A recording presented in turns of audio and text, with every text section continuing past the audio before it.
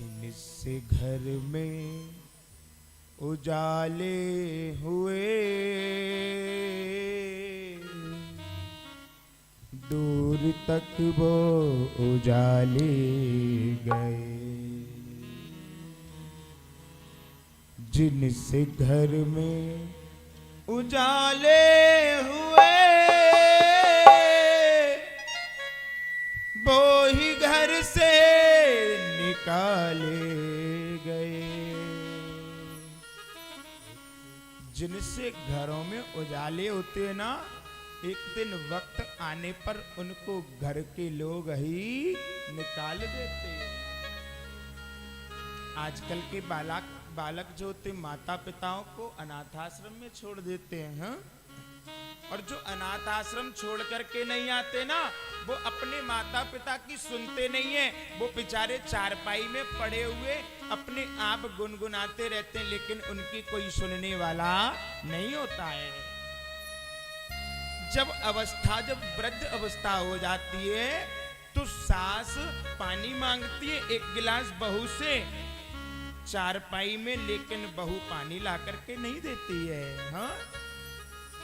पिता जब वृद्ध हो जाता है अपने पुत्र से कहता है कि मुझे एक गिलास पानी, तो पुत्र भी उल्टा सीधा बोलने लग जाता है कि इसने तो हमारे प्राणों को खा लिया है, इसने तो हमें परेशान करके रख दिया है, इससे तो अच्छा भगवान इसकी मट्टी समेट ले। हाँ, मैं निवेदन करूं उन माता पिताओं को, आज जब वृद्ध अवस्था में बालक ऐसा सोचते हैं ना, तो उनके नेत्रों से जल की धारा बहती है, अश्विंद बहती है। वो माता पिता पता है क्या कहते हैं कि भगवान अब तो तू हमारी मट्टी समेट ले, हाँ? कहते हैं ना माता पिता। क्यों कहते मालूम है? उन्हें कष्ट नहीं होता। क्यों? क्योंकि उन्होंने ऐसे कर्म ही नहीं किए जो भगवान उनको मौत आने से पहले ही उठा लेवे। लेकिन फिर भी वो माता पिता पता है क्या कहते, ना जाने हमने ऐसी कौन सी करनी करी है कि भगवान हमें उठा ही नहीं रहा है। वो किस लिए कहते हैं? अपने बालकों की वजह से ही कहते हैं। अपने बड़े बूढ़े बुजुर्ग अपनी पूरी आयु को जी करके जाते हैं। आजकल के बालक वो मर जाते हैं, फांसी लगा लेते हैं, सुसाइड कर लेते हैं, एक्सीडेंट कर लेते हैं, हाँ? जहर खा करके मर जाते हैं, पॉइजन कर, जो भी करना उल्टी सीधी सुसाइड कर लेते हैं। लेकिन वृद्धजन बैठे रहते हैं घर में, तो पता है क्या कहते हैं संसार के लोग? अरे ना जाने बैठी हुई है, इसको जाना था बुढ़ापे में, खुद तो कहीं नहीं, बैठ करके परिवार में से बालकों को खा रही है, हाँ? ऐसे ऐसे प्रश्न कर देते हैं। किसी अगर जवान माँ का पुत्र चला जाता है तो क्या कहते कि मैया बेशक मर जाती पर पुत्र नहीं मरता।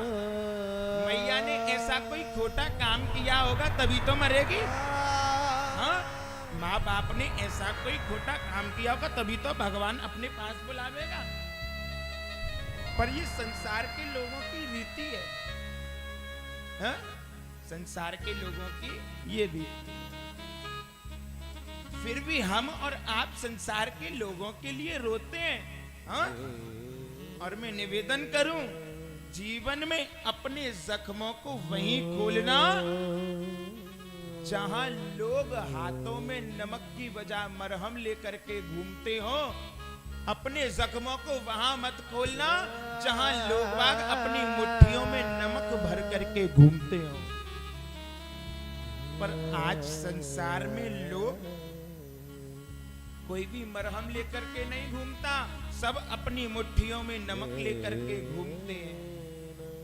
इसलिए संसार के लिए रोओगे तो इन जख्मों पर हमेशा नमक ही लगाने वाले तुम्हें मिले।